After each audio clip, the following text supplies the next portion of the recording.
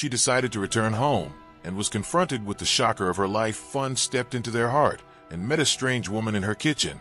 "What is going on here?" she asked her husband Dunn, who slapped her hard and warned her never to question him in her life. Once upon a time, there lived a very beautiful woman who got married to a man that turned her life into a living nightmare. Her name was Fun, and she was a very industrious woman, so hard-working and diligent in whatever she does. Fun was introduced to Dan by his dear mother, and not long after they were introduced, they got married and began to live together. From the day that they got married, Dunn never considered Fun as his wife. He criticized everything that she did and scolded her at every given opportunity. Despite all this fun, she never stopped showing her husband genuine love and care.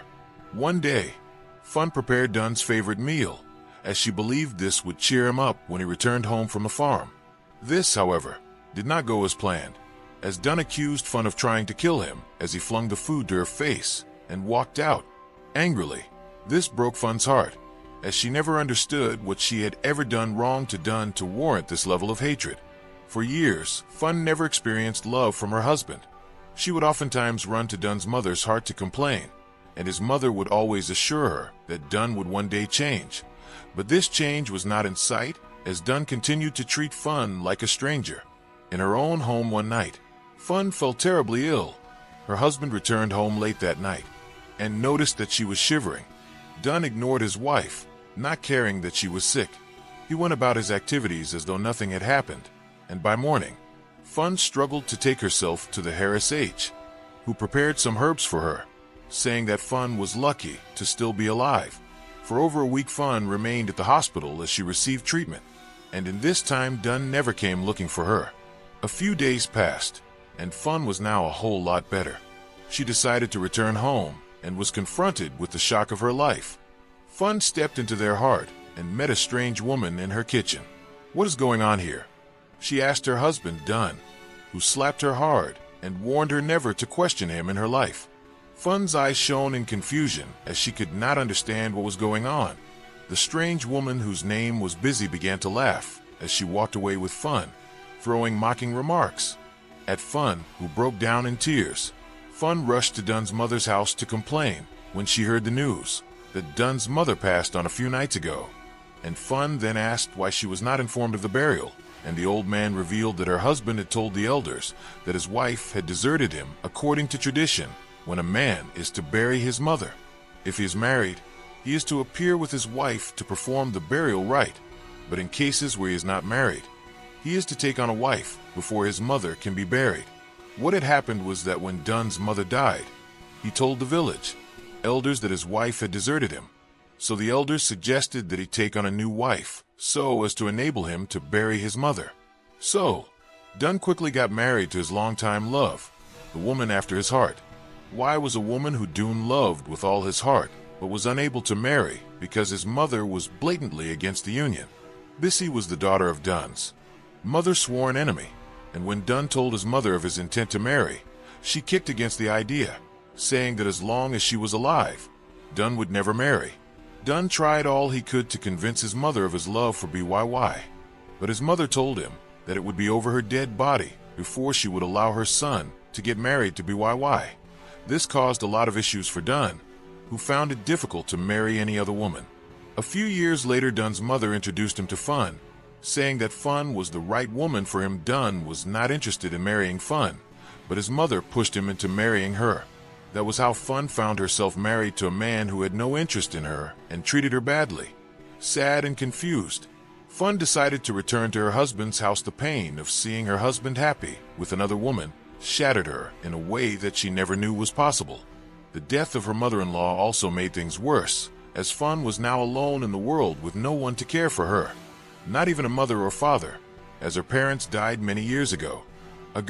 Fun became a shadow of herself, as thinking became her only companion. Dunn and BYY made living unbearable for Fun, as they continued to flaunt their happiness in front of her, adding salt to her wounds. They boxed in their newfound love, enjoying the life that Dunn had denied Fun since they got married. Despite the heartbreak and humiliation, Fun continued to live in the same heart with Dunn and BYY. She endured the pain silently, nursing the wounds that Dun's cruelty had inflicted upon her over the years. But what Dun failed to realize was that Fun loved him with all her heart. He was her first love, and the only man she had ever loved in her life. Fun was never imagined how cruel love could be, as all her life she had yearned for love, but life had instead dealt wicked ly. With her one hot afternoon, Fun was heading to the village stream. Lost in her own thoughts, she bumped into a young woman who noticed her absent-mindedness and asked what the problem was. Was this the first time someone was genuinely concerned about Fun and was willing to listen to her? So Fun told the young woman all that she had been passing through in her marriage, and the young woman said to her that she deserved better and that she should not give up, but pick herself up and make the most of her situation. The young woman, whose name was I, became a true friend of Fun. She became a shoulder Fun could lay on when the pressures of life were weighing her down. I encouraged her to find strength within herself and to also stand up for her own happiness. As the days went by, OS's friendship became a source of solace. For Fun, they spent time together, and soon Fun began to laugh and smile. Again one day, Fun and OSI were conversing by the village stream when they overheard a discussion about an upcoming festival in the village. The villagers were planning a festival to celebrate the birth of a royal baby, and everyone was excited about the festival. OSI saw this as an opportunity for Fun to break free from the chains of her troubled marriage. So she encouraged Fun to participate in the festival, to take her mind off all that had been happening to her. Fun, and hesitant at first, she agreed to partake in the festival, as she believed time had come for her to take charge of her life. As the day of the festival drew closer, Fun immersed herself in the preparations and rehearsals. In the evenings, Fun will stay at the back of her heart practicing her dance steps. Her co-wife would throw mocking remarks at her, saying that no amount of dancing would be able to change her misfortune. But Fun, filled by OS's encouragement, paid no mind to BYY as she immersed herself in her practice. A day to the festival, Fun and her participants gathered together for their final rehearsal. When the queen of the village caught sight of her as she was dancing, the queen was mesmerized at how beautifully they danced and asked her maidens details about Fun. She was told all the horrible things that Fun had gone through, and the queen was touched by Fun's story. The day of the festival arrived, and the village square was adorned with vibrant colors and lively music. Fun was dressed in a stunning traditional attire, stepped onto the festival ground, and began to dance. Her unique dance style grabbed the attention of all that were present, including the king, who marveled at how beautifully and fun she danced. As Fun danced, the villagers were captivated by her performance.